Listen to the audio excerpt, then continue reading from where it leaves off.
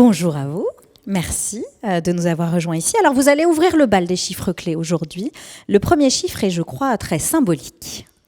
Bonjour Alice, merci pour votre question et bien sûr bonjour à toutes et à tous. Ce premier chiffre, il est très simple puisque nous allons progressivement acquérir un peu plus de complexité. En fait, il s'agit du nombre de régions métropolitaines qui, comme chacun sait, sont au nombre de 13. Et donc, j'ai le plaisir d'annoncer que Mission Jeunes est bien déployée dans l'ensemble de ces régions.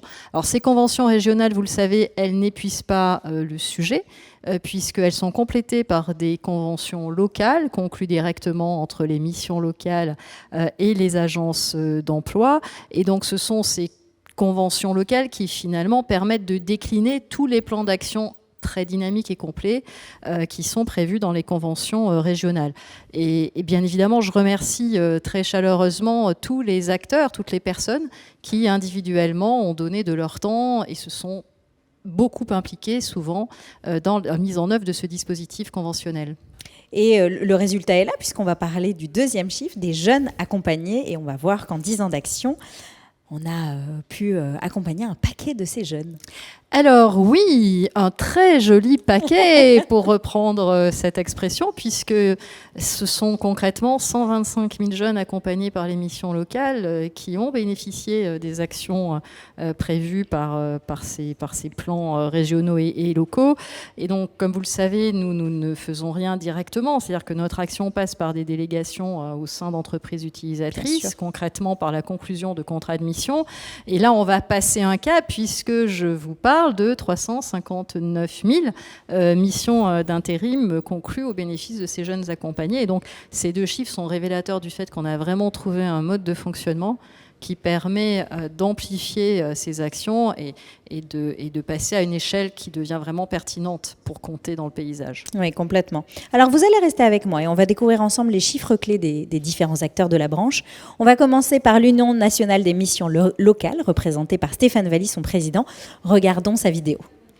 Alors, l'insertion sociale et professionnelle des jeunes est évidemment au cœur de notre ADN.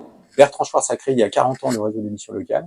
Il l'a créé pour ça, pour qu'on soit des acteurs au service de notre jeunesse et pour accompagner les jeunes dans quelque chose qui est important pour eux, puisque c'est la première fois qu'ils vont se confronter au travail. Et donc l'idée, c'est de les accompagner ce public jeune. Et le réseau des missions locales s'est spécialisé. C'est 100% des 440 missions locales qui sont partenaires du secteur du travail temporaire et des acteurs qui l'animent.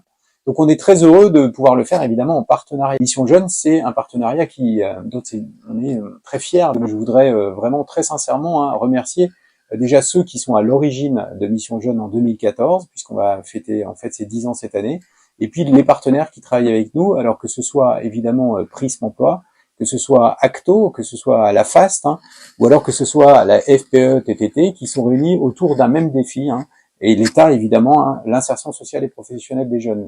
C'est un projet aussi qui fonctionne extrêmement bien et qui est un tremplin pour la découverte des métiers et ensuite pour l'insertion des jeunes. Et donc, je voulais souhaiter un très très bon anniversaire. Bon 10 ans.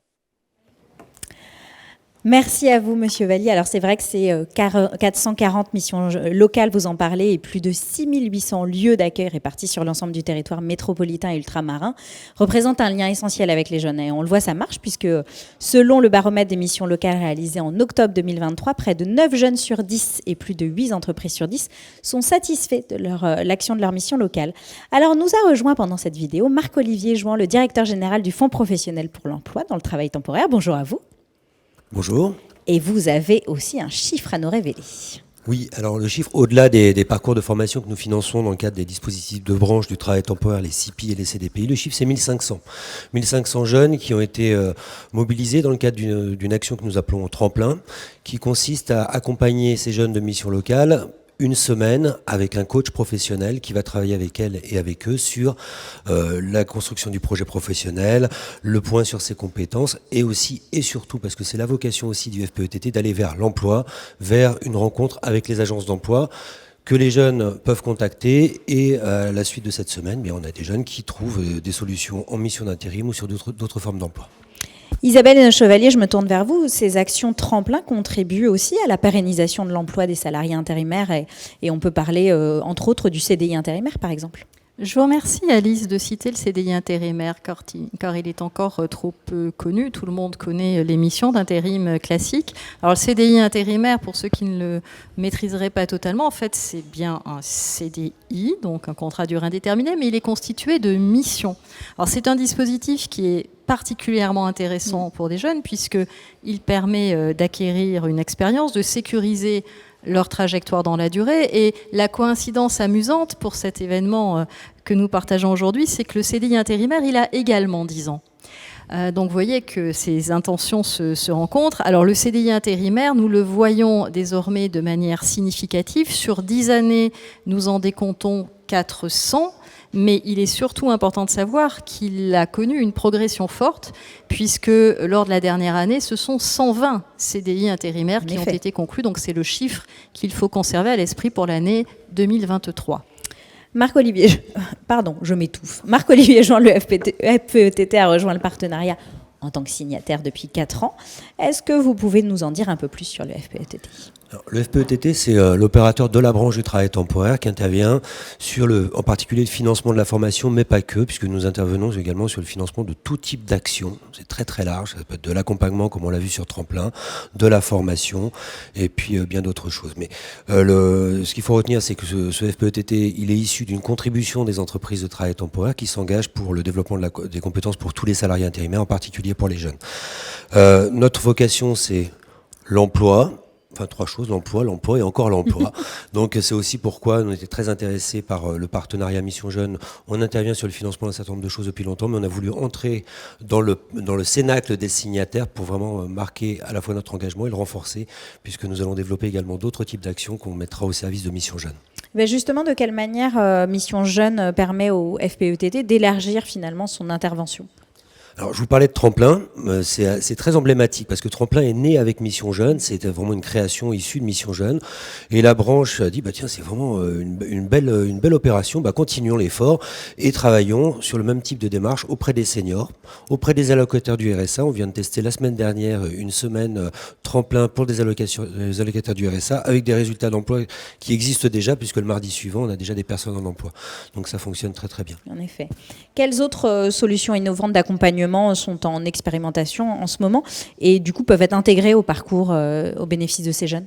Alors, depuis janvier, nous expérimentons plusieurs sujets. Une action autour des compétences transverses, qui est un point important pour les jeunes, savoir s'exprimer, évoluer en entreprise, etc. Donc ça, on teste ça autour de dispositifs un peu rigolos, j'ai envie de dire. Ils sont rigolos, mais très sérieux. Ça s'appelle Frégate, et c'est 2 jours en continu. On travaille avec des associations. On mobilise des gens qui ne sont pas issus de la formation. La dernière fois, on a fait faire à un groupe d'intérimaires du cheval. Voilà. Et autour du cheval, on travaille toutes les compétences liées à la sécurité, la communication, etc.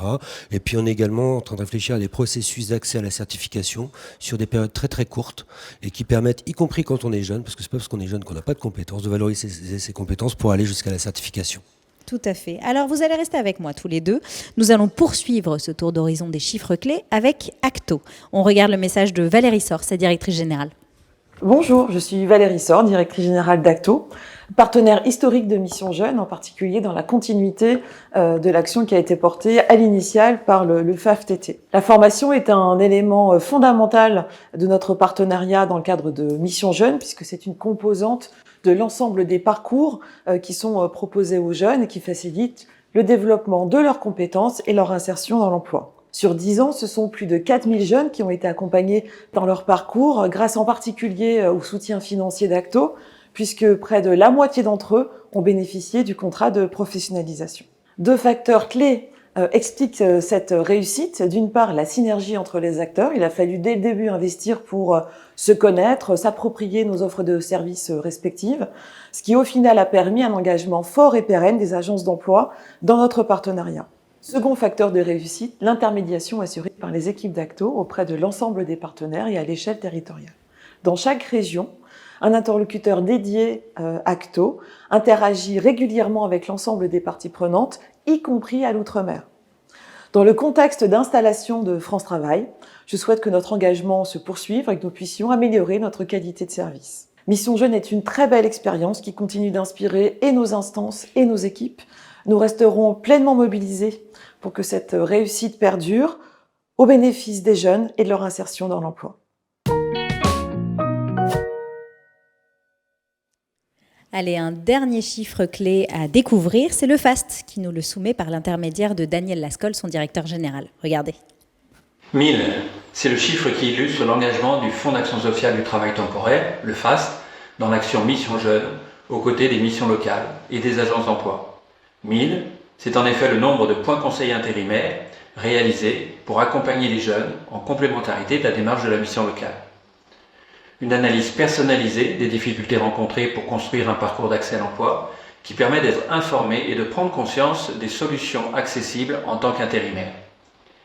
Le point conseil intérimaire est une action agile et réactive qui, au travers d'un échange téléphonique structuré, conduit à balayer largement les difficultés pouvant faire obstacle à la réalisation des premières missions d'intérim. Et surtout, identifier et mobiliser immédiatement si nécessaire des solutions adaptées et efficientes du jour pour le lendemain. Ces solutions peuvent être organisées directement par la mission locale, dans son environnement immédiat, ou par le FAST. De quoi s'agit-il? D'une voiture ou d'un 2 roues pour saisir une opportunité de mission mal desservie par les transports en commun, d'une garde d'enfants immédiate pour démarrer ou poursuivre la mission, d'un accompagnement effectif dans une recherche de logement en apportant des garanties aux bailleurs. C'est aussi l'accès à un véritable statut professionnel pour le jeune ainsi accompagné, le bénéfice d'une mutuelle d'entreprise et d'une véritable protection sociale. L'enjeu, on l'aura compris, c'est bien de viser en plein dans le mille. Être présent au bon moment, avec la bonne solution, le coup de pouce qui permet de sécuriser le parcours d'emploi qui se construit marche après marche au travers de missions jeunes et des missions d'intérim. Nous avons fait le tour d'horizon de ces chiffres. Que nous révèlent-ils, Madame Hénault-Chevalier ? Alors, ils révèlent beaucoup de choses et bien sûr, les chiffres parlent d'eux-mêmes. Alors surtout lorsque les actions sous-jacentes sont décrites de façon aussi détaillée et convaincante. Et tout cela démontre à quel point le travail temporaire constitue un véritable tremplin pour l'emploi des jeunes. Alors, un autre chiffre, si vous me permettez d'en citer un tout dernier, parce que je ne résiste pas à la tentation, c'est que nous comptons chaque année 1 million de salariés intérimaires de moins de 25 ans. C'est une constante de notre secteur que de mettre finalement le pied à l'étrier de l'emploi. Alors c'est un petit clin d'œil sur nos actions en lien avec l'équitation, mais c'est une réalité. C'est-à-dire que nous sommes vraiment des acteurs fondamentaux pour permettre une première insertion dans l'emploi. Et tous nos organismes de branche, le FPETT, le FASTT, bien sûr notre OPCO-ACTO l'ont souligné. Cela est rendu possible par ce travail en partenariat extrêmement bien organisé et qui fournit ce cadre de sécurisation des trajectoires des jeunes. Merci à vous deux. Alors justement, on va parler de cette relation entre les jeunes et l'intérimaire en 2023, grâce à une étude inédite réalisée par l'Observatoire de l'intérim et du recrutement sur toute cette année 2023. Pour nous révéler les conclusions de l'étude, nous allons accueillir Alice Elias, la secrétaire générale de l'OIR. Mais avant toute chose, découvrons d'ores et déjà les grandes lignes de ces tendances à travers une vidéo très complète. Regardez.